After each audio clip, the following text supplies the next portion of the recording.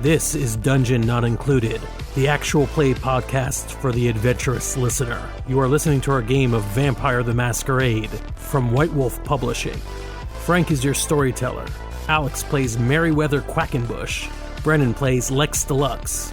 And Red plays Charlie Clark. Our theme music is by Seamus Ronan. Welcome everyone to your favorite podcast and mine, Dungeon Not Included. We're playing Vampires in Vegas, where we play vampires in Vegas. It's using true. White Wolf's World of Darkness, Vampire the Masquerade 2nd Edition.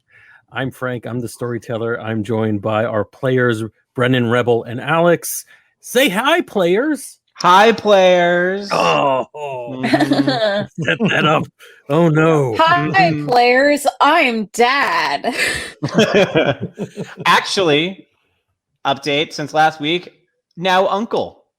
Oh, Yay! Hooray, Yes. Congratulations Thank you. for doing Yes. nothing. Yes, absolutely. For sitting back and letting so many other people do much more work. I love that we pretty have awesome. half a chat of parents and then half a Mhm. chat of people with no parental Yes, responsibility. with zero parental responsibilities. That's absolutely pretty great. All I can think of, like, it's the anyone. Do you guys watch Brooklyn Nine-Nine? Yes. Not Yes. anymore. So the scene where Rosa has the puppy Arlo for the first time. So like, the whole episode, she's like, I don't like dogs. I don't like dogs. And she's like, I've had Arlo for a day and a half. And if anything ever happened to him, I'd kill everyone in this room and then myself. That's how I feel about my niece. Hooray! Yeah, Yes. that's the correct way to feel. Yes. Very good. Mhm. Well, congrats. Yep. Let's celebrate this new life into the world by playing 90s vampires. Sounds perfect. Yeah. How else would you? Those of you who are watching us live on Twitch or even on Facebook, please interact during the show, comment, and we will laugh at what you have to say, unless it's really dumb, in which case we'll probably laugh at it anyways, because we're enablers. Mhm.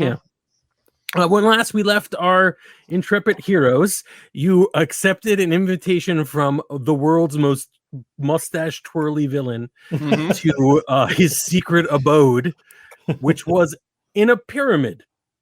Mhm. This is whatever happens after this is on you. I'm just saying. that's true. Whatever happens after this is all on you. 100%. I can take them. I've got really cool I can- guns. Mhm. And I'm I a can- really cool old vampire. And I can stand behind Charlie. That's There you go. that's Certainly what I can. need I to will do. cry and cover my face. Yeah, this is the show. It is a great plan. So yeah, the three of you have been, well, you invited Sir Reginald Rogers to a friendly card game, which immediately flipped over at him waxing philosophical about how the world is corrupt and how the only way, the proper way things should work is that the Canaanites should be in charge, vampires should be charged, and humans should be cattle for them. And the masquerade is bunk. So Just like any 13-year-old boy would think if he became a vampire. Exactly. And he invited you all back to the Luxor, which is under construction, hasn't been open to the public yet. You got a look at the splendor of it for the first time as you enter through the gates, and you're now in sort of a reception area with three other cultists who are literally wearing hooded robes. And you're about to enter through two giant double doors in what would in a normal hotel be some sort of like big open space slash ballroom slash rec area for rental for etc. So I believe, Lex, you got at least digits from one of the cultists, and you definitely know that there's these people are wearing their weirdness on their sleeves. So there's really no mystery that it needs to be resolved at this point. I think we left it off with the doors opening up and you walking through, right? Mm-hmm. Okay. So, at first glance, let's see if I can actually share my screen. At first glance, you think you are about to witness the same gaudiness that is in most of these Las Vegas hotels whenever they try to make beauty or ape some ancient style, that kind of that deal, or even Merriweather's attempt to make a vampire party that's coming up in I think 2 more days. Yeah, it looks Wednesday, very much right? like gaudy 30s vampire movie. Yeah, that's your first feeling as you see the opulent pillars that are holding up this space that don't seem to make any sense. Why would there be stone pillars in the middle of this modern construction? Open corridors, clearly inspired by ancient Egyptian architecture, and which spans a long period of time. But on second glance, you notice the real gold that is on most of the ornamentation. And the fact that these are not just faux stone, it's not stucco on pilings. This is actual stone that was apparently imported to make this space. It smells musty in the way that an old crypt might. It is impressive despite the ridiculousness that is the people who are with you. The 3 cultists who are out in the hallway with you kind of make a arch around you. Not really super intimidating, but they are blocking your exit with air quotes. You'd have to at least bump past them, in other words. And inside the space, for those of you who are watching the live stream, in the far distance where there looks like there's a little bit of a raised platform, is another hooded man who is chanting and sounds a lot like Reginald Rogers. And he has 3 additional cultists who are in a semicircle in front of him. All right, first things first. Hate to be role play-y, but make me a perception alertness check, all of you, to tell me what you can see beyond the things I've just described. All right, Merriweather's Auspex character help? sheet. Auspex will help. You'll get an additional. Well, the difficulty for this will be for this roll is going to be 7 for everyone, except if you have Auspex, it is actually 5. Okay.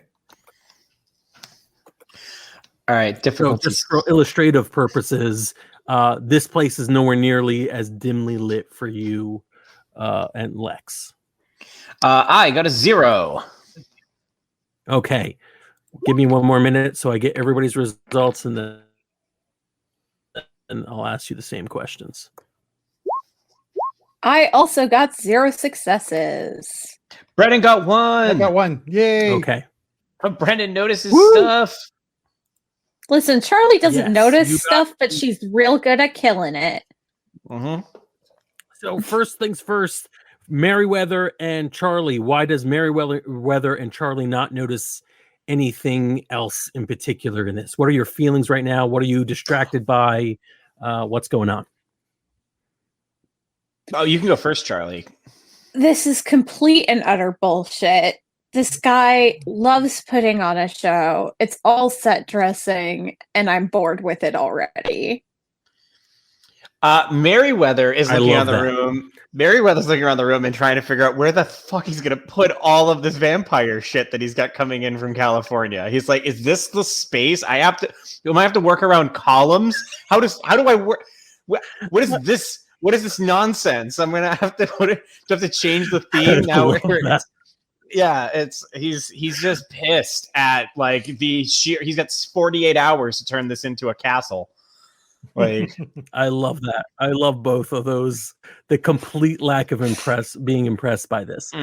Great. All right. So Lex, what you do notice, you have partial success according to White Wolf, right? So 1 is like a little bit of success, 3 is complete success. Right. So what you notice, but probably will not become really aware of until a little bit later, maybe just before some crap hits the fan, is that the person who doing the chanting, who looks like Reginald Rogers, who is definitely made to appear that way, is not. He is, in fact, a deliberate body double. This guy has gotten the evil whatchamacallits down packed. His voice must be piped in somewhere else. Right now, maybe you're just a little suspicious, but in a few minutes, you'll become aware that it is not, in fact, Reginald behind the podium. Okay. All right. So the chanting continues, and then Reginald's voice says, "Please enter our inner sanctum." He needed a little bit more. Now, There was a beat, Yes. and he was like, "Our inner sanctum." oh, now I really don't want to go in. Lex is just going to start walking forward. Yeah, Charlie will go in. Meriwether, of course, strides in, looking pissed off, just like, and not even just. He's just walking forward, just looking around. His eyes are not in front; they are all at the ceiling, at the sheer height of this place, and just shaking his head, like, "What the hell? How do I do this?" Right. Okay. Yeah. You know, some long strides. It's a very wide open corridor, so it takes quite a bit. But as you approach, Reginald Rogers begins monologuing, and he explains that I'm not going to do this completely in character because it is relatively droning. And also I don't have all the historical knowledge that he would, and he is mostly correct. He speaks about how the Canaanites have existed since for thousands and thousands upon years, and we've always preyed upon humanity, and our rightful place in the order of life is at the apex of the pyramid, at the point above all, and that there are some elders, some antediluvians, who know this, who issue forth their children with commands to propagate and conquer. And he has become aware of this since he was first embraced 200 years ago, when he first entered the hoary lands of Egypt and discovered the secretive cult that he is now a very powerful, influential member of. And he's droning on more and more about this. The cultists have kind of spread out. The three that were behind you have spread out, so they've taken their positions amongst the other cultists. There are a total of 7, including Reginald's body double, and they are surrounding a little pedestal. There is a big open I'm losing the word for it, a basin. That's it, a basin before them, as if they were all going to drink from a communal cup, a very large one, about 2-3 feet across in diameter. And that's basically it. There are no armed guards. They do seem to have ceremonial daggers at their side.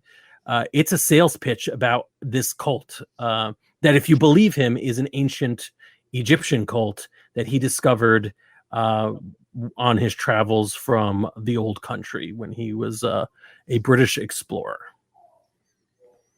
Oh, so he's a colonizer. Great. More fuel to the fire. Well, I'm getting less sold on this cult the longer this goes on. So in the interest of not making you hear my monologues, because I'm clearly what the three of you have established is that you are not buying this, which makes perfect sense to me. I'm more interested in what you're doing while the theatrics are being played out. So what is it that you're... I assume that the point is to all of us walk through this hall. We're amazed. We hear this monologue. We're impressed, blah, blah, blah. We go over to the pool. We all take a little sippy sip, and then we're part of the cult. That seems like it. Yeah. So I assume that in order to play along, we're probably going towards the big basin of whatever it is. Yeah, I think that makes sense that you're standing near the basin, at very least, with the other cultists, maybe the other side of them or whatever. There's nothing in the basin yet, so there's still to stage whisper amongst yourselves about what you want, what you plan on doing. Or you could just, wait to see them actually give you something other than this is the impressive walkthrough. If this is just an open house, then maybe you don't say anything until you leave. But if there's another step. Merriweather kind of steps forward and he looks up at the person who he believes to be Reginald. And he says, Sir Reginald, really quick, is this the place's main entertainment suite? I'm just asking because we did reserve this for 48 hours from now. You should. I'm expecting courtesy of some setup time. How heavy is this basin? Can you guys like break this set down really quick? Do you need help dismantling this? I can arrange. I know some hot cops who can help arrange the moving this in and out very quickly. It's impressive, don't get me wrong, but contracts and such. 48 hours. This place is going to be a vampire tomb. Yeah, one of the cultists whispers to the other cultists, like, don't they have Amphitheater B reserved for that? And the other cultist like begins to nod, and then Reginald, silence. And Merriweather picks up. Amphitheater B. Which way to B? And he looks at the cultists. Like, which way are we? The cultists all remain silent, although the one who spoke up is pointing up. And then quickly puts his hand. Oh, sorry, I wasn't on camera. Points up and then puts his hand to his side. Thank you. I understand that the three of you have been transfixed by the mortal world. Perhaps you more than the others, Merriweather. You have a fair bit of experience with puppetry, but not what the followers of Set can open for you. We have such amazing abilities. We manipulate the world and always have. So what's Set the god of? Sorry, I assume you're talking about more of that mythology stuff. What is Set the god of? Oh, the god of corruption and I wonder if he's hesitating or if I am. I frag him. He's a god of corruption, of lies, of destruction. And he is our antediluvian, our clan. Right. So I got a quick question here. If you eat all the people, what are you going to eat afterwards? Oh, that's a perfectly reasonable question, actually. We're not going to eat all the people. Well, I mean, right. To be truthful, Set may eat all the people. That is kind of his mission statement. But he's merely our antediluvian. And as all antediluvians, he sleeps and slumbers forever under the earth. But more importantly, will we, as the followers of Set, eat all the people? Of course not. We need some people around to make new followers of Set, and we need some people around to breed more humans. And that's what I mean by cattle. Like you're a cowboy, correct? It's modern animal husbandry, but with humans. Do you know what the difference between a cow and a person is? About 20 gallons of blood. And all the cultists. Yeah, but also humans are sapient and cows are not. Well, we have ways of handling sapience.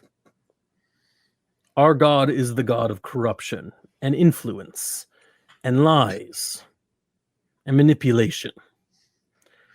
We can bend the will of humans, and as I have said, have been for many, many thousands of years. This mortal world runs on Earth's lifeblood, oil, and we have completely usurped the people who once controlled that resource. And we will usurp humanity and control their own lifeblood. I mean, if humans can do it, Certainly Canaanites can. You understand? I'm Yeah, looking I get- around. I think I get what your whole thing is now.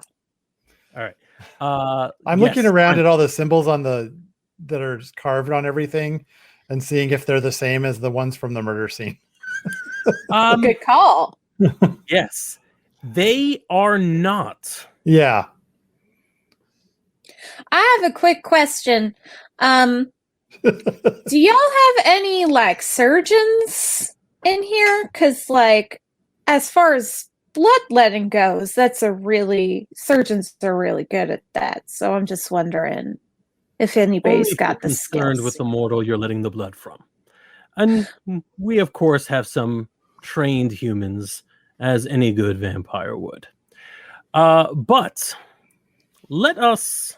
Well, I'm sorry. I'm being brash. Do you have any other questions about where you might fall within our hierarchy? We're always looking for other vampires, not just followers of Set, to recruit. We understand that there are different bloodlines and they each have their own skills and foibles and relationships with their own antediluvian. And we don't want you to feel like you're going to join in as subservient. Of course not. I mean, some of you may be, depending on your particular skill set, but I don't really expect that of the three of you. So, if you don't mind, Alex, I feel This is why like you got to watch the live stream, because Alex is. I'm wondering. I'm kind of trying to. I want Charlie to keep Reginald talking, and I want to see if he lets slip anything that could like tie him to the murder we're investigating. See if there's like any connection between the followers of Set and the murder that we witnessed that set up the vampires. It's sort of why I was asking about the surgeon thing, and I want Charlie to keep leading him down this line of questioning. That's essentially, cool. While you're doing that, I want to get a good look at this double of Reginald's. I want to see. He's been talking enough where about now you're beginning to you're beginning to realize that I want to see if I can detect anything special or indifferent about him. All right. Okay. So for Lex, that would be a perception alertness. Again. Yeah. Yeah. Difficulty would be 6. Could I do mine as manipulation investigation? Does that make sense to you? Yes. And I was about to say, yeah, you will do manipulation investigation. That's cool. Fine. Perfect. Ooh, -1 successes. Ooh.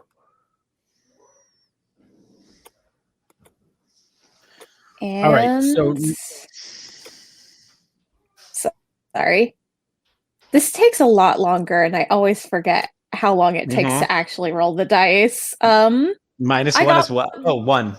Okay. No, I got 1 success. Yeah, so I was reading Brennan's. Success. Okay. Yeah. You were right. I apologize. I was reading. No, you're Lex's good. rule. You're good. All right. So he may stumble upon something in a little bit. It won't be 100% damning. Damn it, I did it, I say. But it will be something. Lex doesn't notice. By now, Lex is realizing that something's wrong. This voice seems like it's coming in through the podium. The person is standing too still. It doesn't quite smell like him. All those things are beginning to trigger, but nothing specific. Nothing additional specifically that's odd. All right, let's continue bantering back and forth. Your roles can be whatever you want them to be in the new regime. We need priests, we need warriors, and we need those who will do the dirty work. I don't expect the three of you would want to do the dirty work, but... What's the difference between a warrior and doing the dirty work? That seems kind of similar to me. Waging war against other creatures of the night, that is the work of a warrior. Dirty work would be, frankly, building this splendid place we are in. There was so much money passing hands, and shell corporations, and humans have become very savvy in a disgusting sort of way, like a very intelligent ape. You know, you don't expect these savages to know what they're doing, but they do know what they're doing to some extent, as crudely as these things can. So, like, for example, like, who would be doing the killing of people? Like, is that more like a warrior thing, or is that more like a dirty work kind of thing? Like, to be specific, Lex, I feel that if anyone who wasn't a blooded follower of Set could be a priest, it would be you. You have something about you, a sight beyond sight, that is intriguing. Merryweather, why, you may be our prince. A prince, you of say? Las Vegas. We need someone who understands humans and their casinos. I don't know. This thing is just a money haul. If we didn't have great resources to just flood into this town, I'd never do it. And in fact, if it weren't for the supernatural elements that lie underneath the ground of Las Vegas, why, I'd never have an interest in this middle of the nowhere desert town.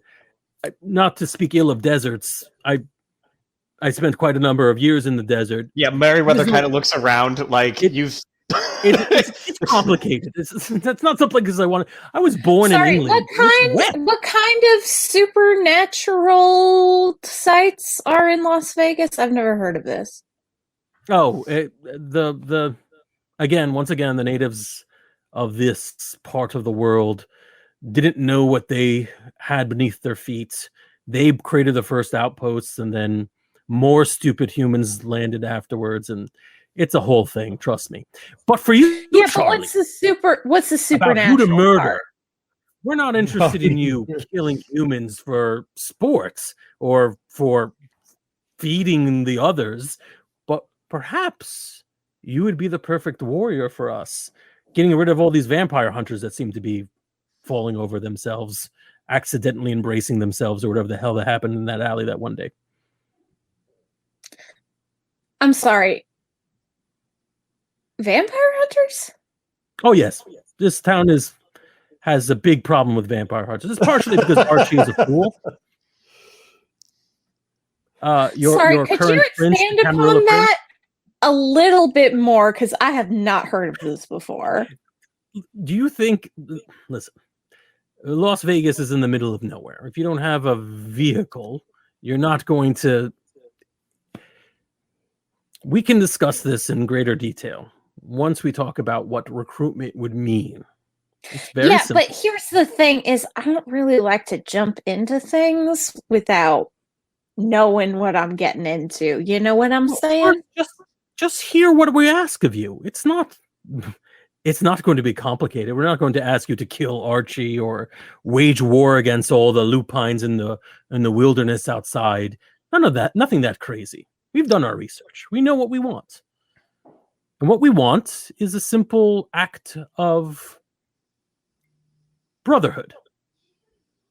We wish to join together on this day, let some blood, and drink deeply from one another. Not a blood bond, but a show of good faith. All of us, including all my acolytes. And you would join us. I'm sort of sidling around the basin now to get closer to where supposed Rogers is.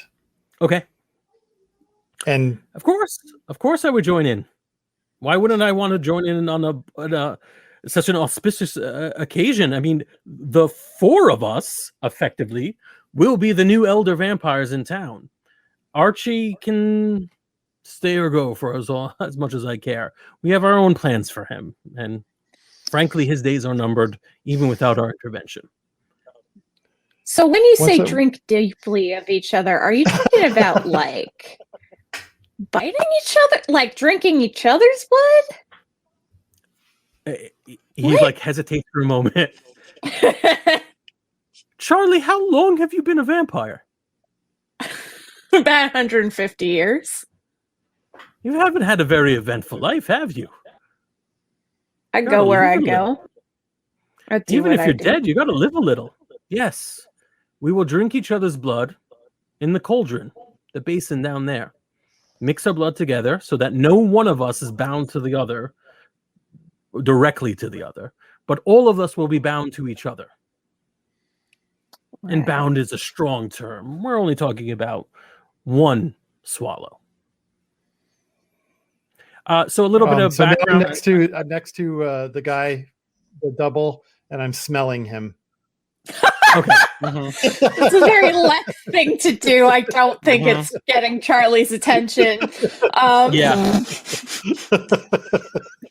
Sniff, sniff. Yeah, he's this is a different guy.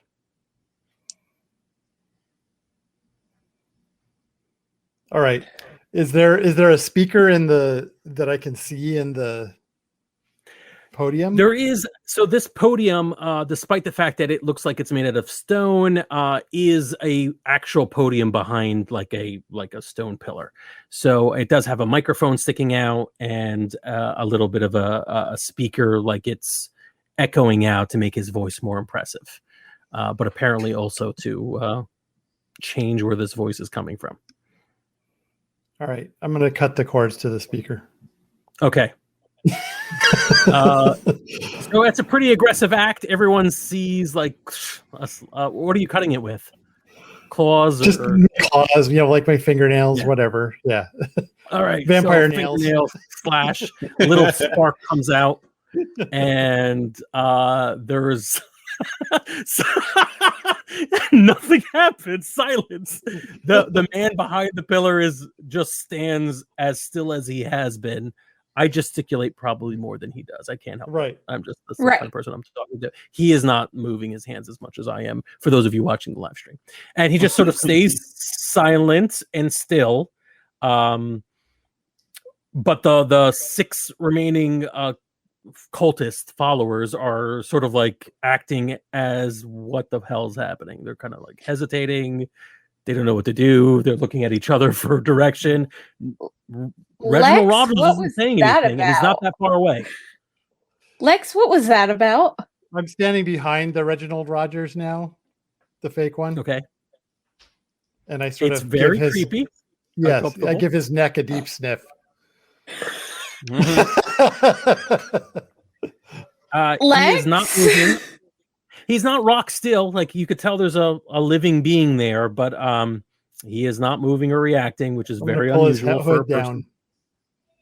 All right. The hood comes down and the person standing in front of you looks a lot like Reginald Rogers, but not 100%. This is like almost obviously a body double, if that makes sense. So like it's not just a coincidence that he looks a little bit like him. He's almost an obvious body double for this guy. And I'm going to say, I didn't even know that the celebrity impersonation service was this specialized. How did they get you? He doesn't say a word, but he looks like a deer caught in headlights. So what was that about him doing the ritual with us again? And she looks around at the other cultists. They all kind of like jaw agape. One of them says, I'm not sure if we're supposed to say anything right now. And I'm sorry. Your boss isn't here. And I was part of a union. And it's really important that you guys trust each other because he is not going to look out for your interests. You have to look out for your interests. Wow. I want to know every single bit of Charlie's backstory. I want to know. I want to hear the historical game of Charlie Clark, Union Buster. Charlie Clark is not a union buster. The opposite. She was union part of not union buster. Union organizer. Union The, Buster Union Buster. the word organizer. union did not exist until Charlie Clark came into being. Charlie. I like it. All right. Mhm. Yeah, they one of them turns together and says, "There are vampire unions. I told you." Yeah. It's important that you look after each other because Sir Reginald Rogers is not going to take care of your interests. You have to make sure that you are represented in this organization.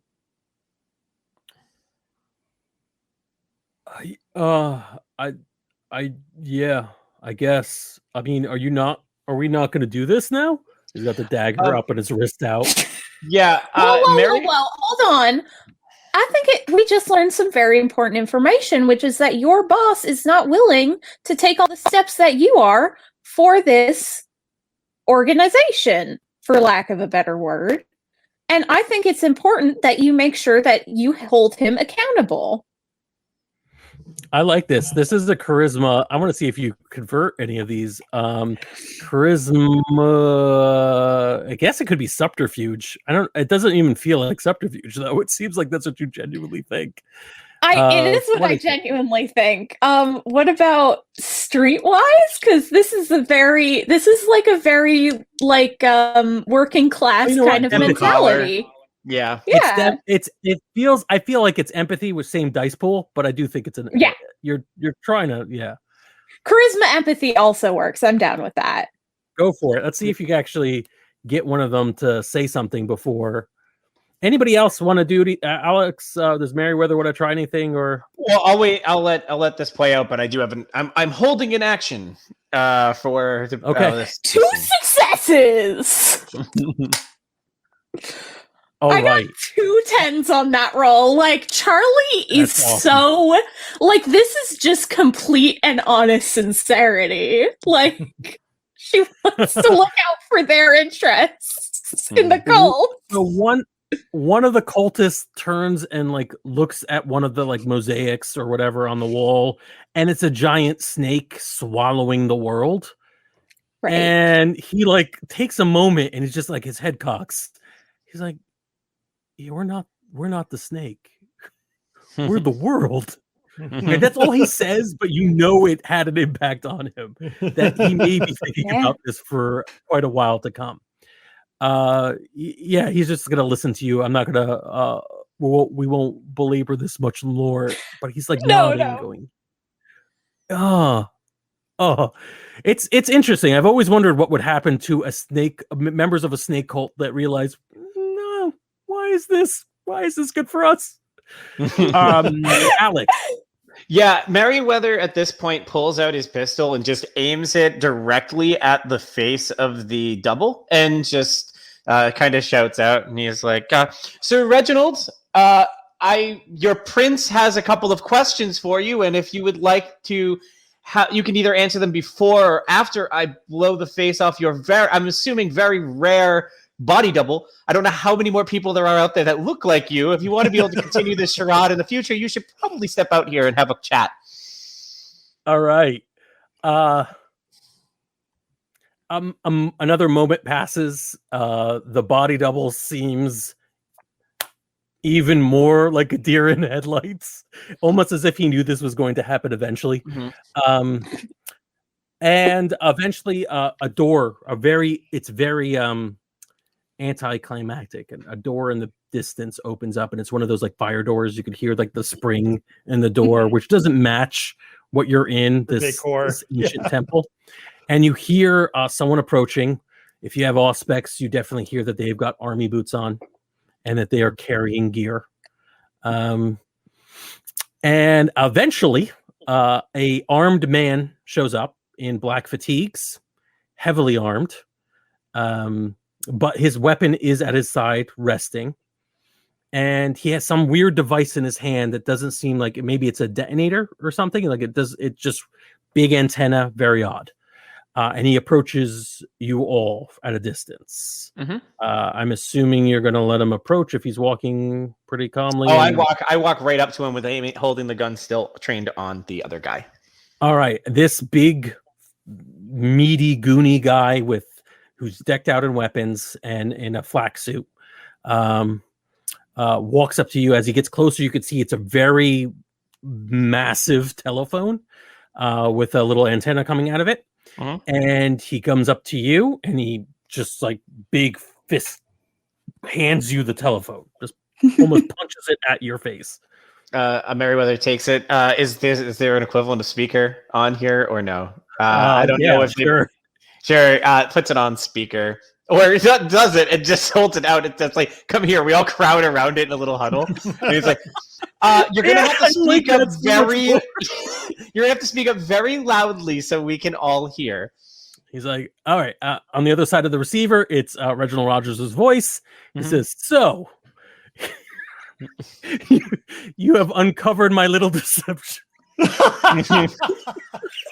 So, my medication slave for years. Yeah. I'm sorry. You've uncovered my little deception. I apologize. It's just you're relatively new to me, and I don't know if I can trust you. And clearly, to some extent, I was right. Yeah, I'm sorry, you also hold on. You can't both talk at once. I can't hear you when you're both talking at once. Yeah, I just wanted to give you a little bit of phone hijinks. Listen, Sir Reginald Rogers, we came here in good faith under the assumption that you would be introducing us to your organization and telling us what we needed to know so that we had informed consent before signing any contracts or bloodletting with you. And you have blatantly deceived us by saying that you would participate in this ritual when you are, in fact, not even in this room, let alone, I don't know, this building, maybe. Was that Charlie speaking? Yes. Okay, just making sure. Yes, I understand. It was almost unforgivable of me. However, evil snake cult about corruption. Let's just say I did my part of the original arrangement. I explained the nature of our organization. And I will honestly say that if you did wish to be recruited, I would participate in the blood ritual. And we could arrange this at some future time at your discretion where you feel safer. But we had to test each other out. It was just the first foray. This is a game, my dear. Hello? Hello? Yeah, we can hear you. Oh, just checking. So, and the doors open up the way you came in. Did they open the doors yet? Yeah, they opened the doors. So, you're free to leave, of course, and consider what we have offered you. The princedom. A seat amongst the priestdom. Priests. clergy. Thank you.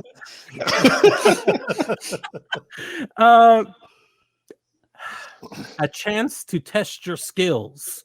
And the muscle man with the weapons just sort of tenses up like he has been staring Charlie down this entire time, waiting for an opportunity.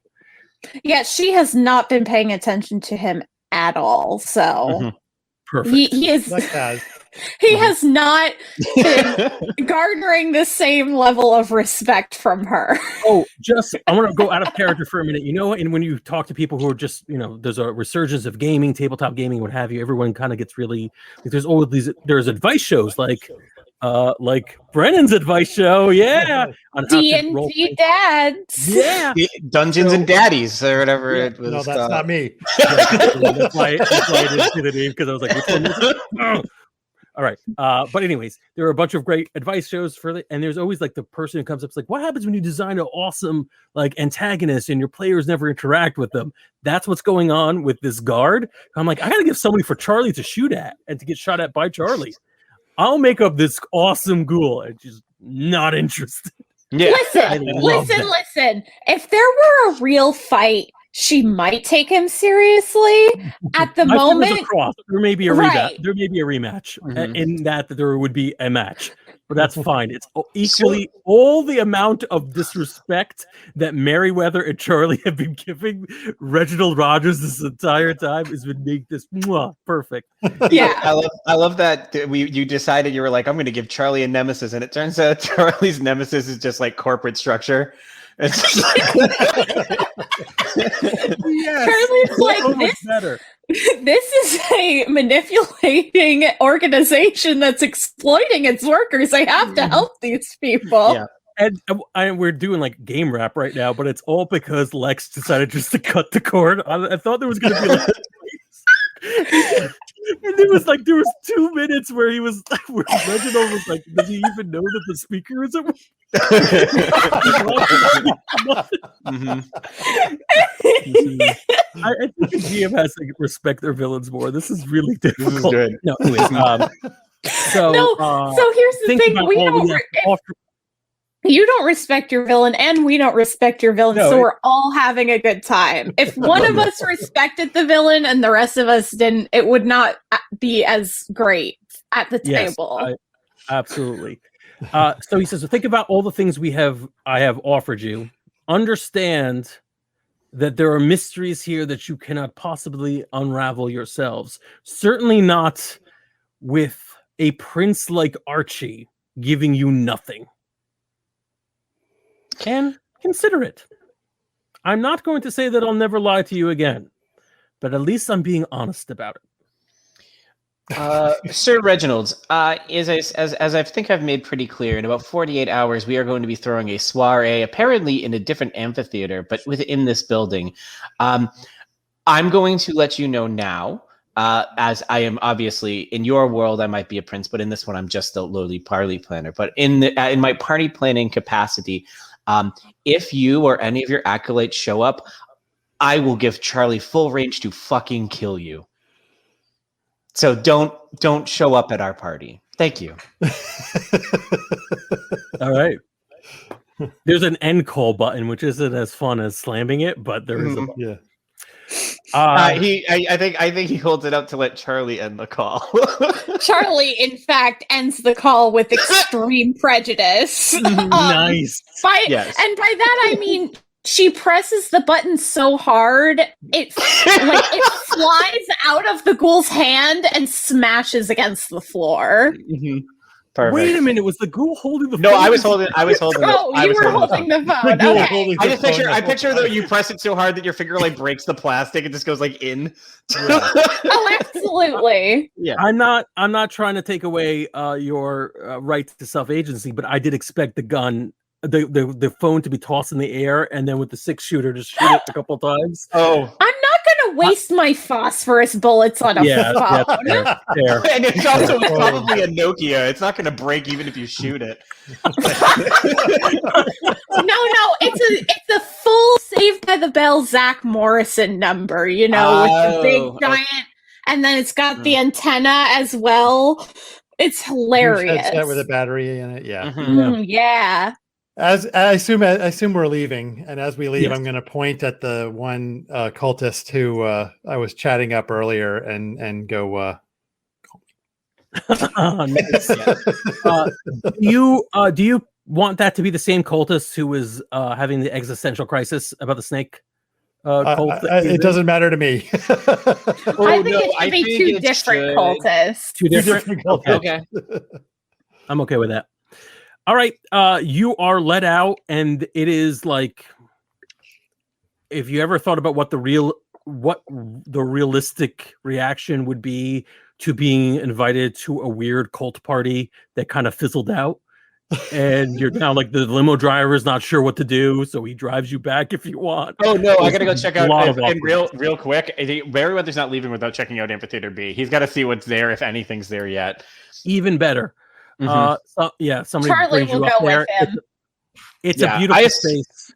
Mm-hmm. And it's much more like it's along. handicap accessible. There's a wheelchair, and I'm hoping, and likely, if done properly, then like there's already boxes in the back of stuff like having been already shipped in, because we called it in like 2 days ago, so and we knew, or a day ago, we knew the location, so stuff could already be potentially there, not Yeah, I like think set up, but like not moving decorative, trucks. but like the tables and stuff are already set up. Perfect. And All the I decorations will show up tomorrow, and tomorrow is, I believe, Thursday. The Yeah, day so Yeah. It is. before the- good. So Lucius, he's thinking that Lucius is getting treating Lucius to a nice steak or something tonight. Give him like call one of the restaurants and say, give him whatever he wants. He did a good job, so we'll keep that going. All right. Treat your employees well. So where to now for the three of you? I think It was a late night, but there's still some night left if you want to. There's about 15 minutes of playtime of night left. Or I think we need to regroup and discuss what happened. Mhm. So probably head back to the casino, and we can actually all sit at a table because Charlie is off at night. So nice. Mm. All right. this time we should do roulette. We haven't Sure. done roulette yet. Yes, we have not played roulette yet. This one does not involve cards, or Merriweather does not have 7 in his hand, as usual. Or maybe he does. Maybe he does, just because he's that bad at games. Yeah, he brought his own cards, or he Mhm. stole them from another table or something. Yeah, he's. Mm-hmm.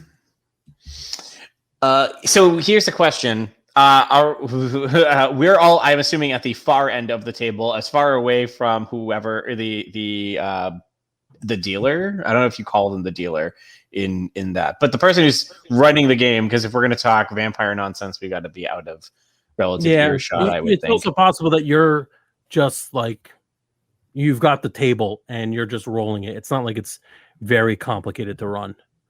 Right. If you're a roulette professional and were offended by that, please Speak now in the chat or forever hold your peace. No one? Okay. Cool. It's But- a croupier. Oh, there we go. Croupier. I feel like Lex knew that. Yeah. Right. Oh, yay! For those at Nice. home, we have a roulette wheel now on the screen. So we can potentially in case play it's while we... important. Mhm. Charlie bets on 37. All right. I have no idea how this works. Yep. I don't either. I don't even know either. if there is a 37.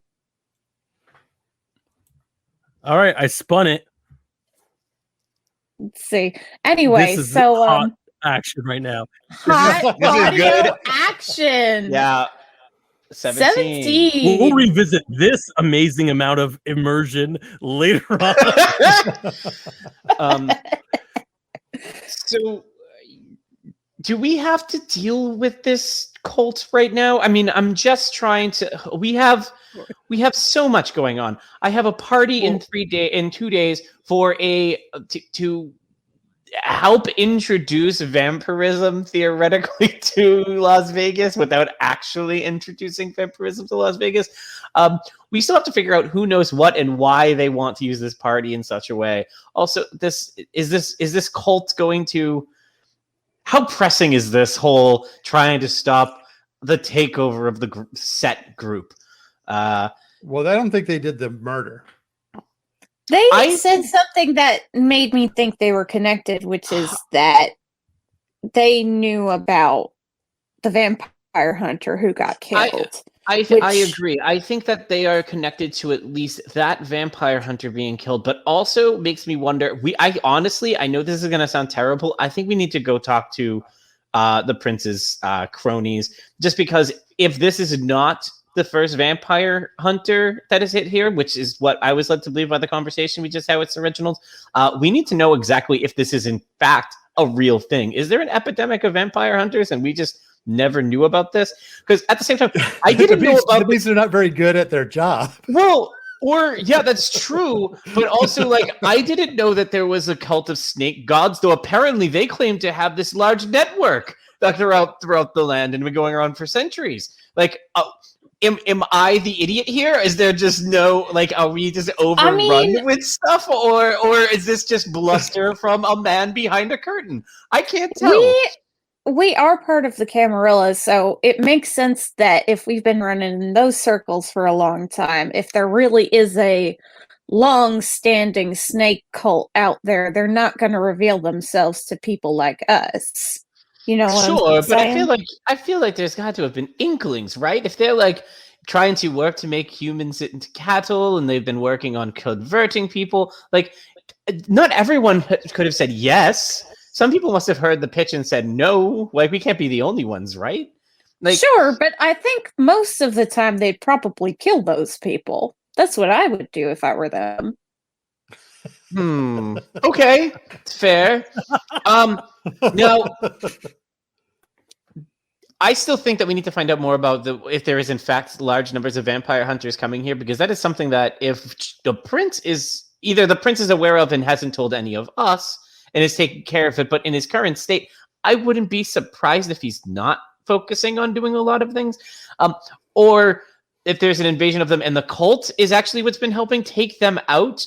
We do have a problem there as well. Like, that means it sounds like at least one of the people who could be coming to kill us we've had to rely on a weird snake cult indirectly in order to stop us from getting harmed ourselves. I think it is worth investigating whether or not there is more than one vampire hunter or not. God, at this point, we should just be the prince. I mean, like, seriously, like, well, I was just given that offer here. Well, we can just go back to the snake god. I was just given that opportunity a few minutes ago. No, there is a difference between joining a cult that wants to murder a bunch of people and talking to Archie about maybe retiring. He does not seem like he's in his best state. Yes, I don't disagree. And if you want to nominate me for Prince of Las Vegas as well, I would gladly take up that mantle. But we will have to. We'll have to see what. I don't even know how that works in the Camarilla. This is Alex talking. How does that work? How does we figure out who takes over a fiefdom if one steps it's a down? long game power struggle. If you have more influence and more power and more, whatever, then all the vampires kind of bow to you as prince, and the other princes sort of accept it. So basically, we just need to do a talk to the creep, and then Weary and Wise, and then if we all agree, then that means Merryweather's the prince. It seems like that. Now, out of character, I don't think Merryweather should be the prince. Merryweather is quite good at organizing everything in this city. I feel like Merryweather has his fingers in all the pies, and is part of what makes the city work. Some of those pies are secret murder organizational things, and I don't think that's a great idea. Now, Charlie doesn't know about that, so Charlie doesn't mind. Yeah, so Charlie's on Team Merryweather. Sure, but Rebel is having doubts about Merryweather being the prince.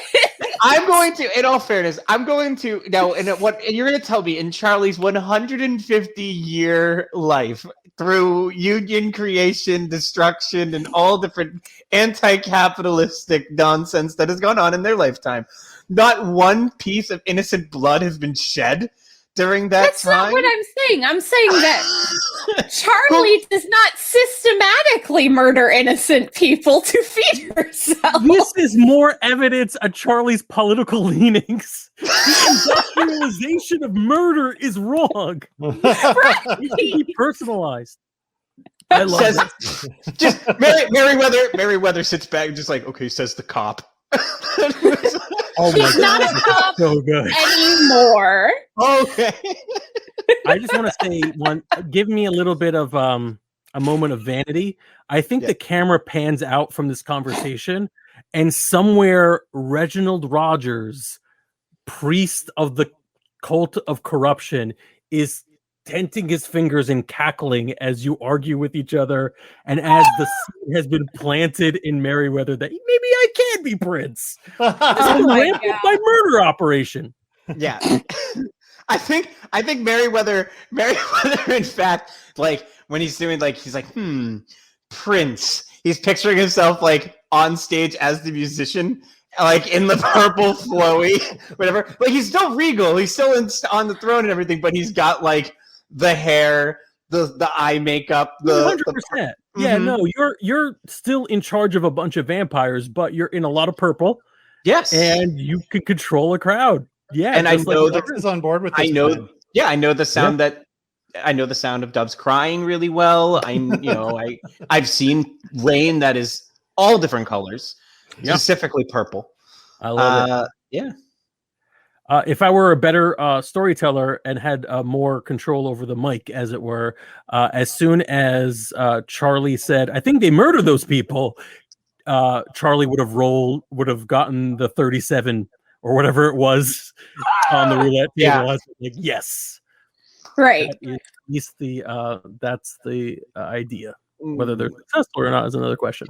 So, okay, I like that we took back part of the followers of Set and made them colonialists, because screw those evil bastards. But this was a lot of fun. Thank you all for joining. Thank you for watching, those of you who are watching live, and thank you for listening, podcast listeners. Subscribe to our show so you never miss another episode, or else that was weird.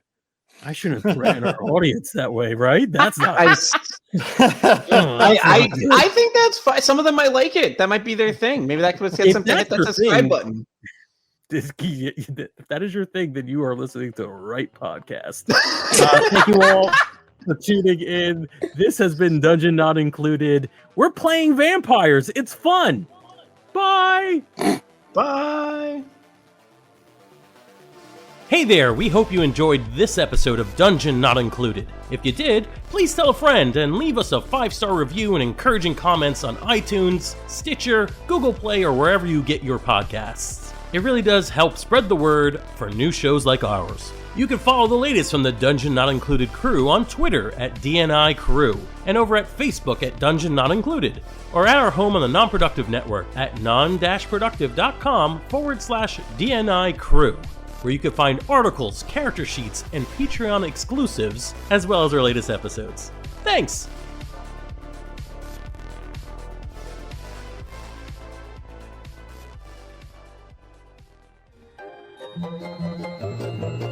This has been a non-productive media presentation. Executive producer Frank Hablawi. This program and many others like it on the Non-Productive Network is distributed under a Creative Commons Attribution Non-Commercial No Derivatives license. Please share it, but ask before trying to change it or sell it. For more information, visit non-productive.com.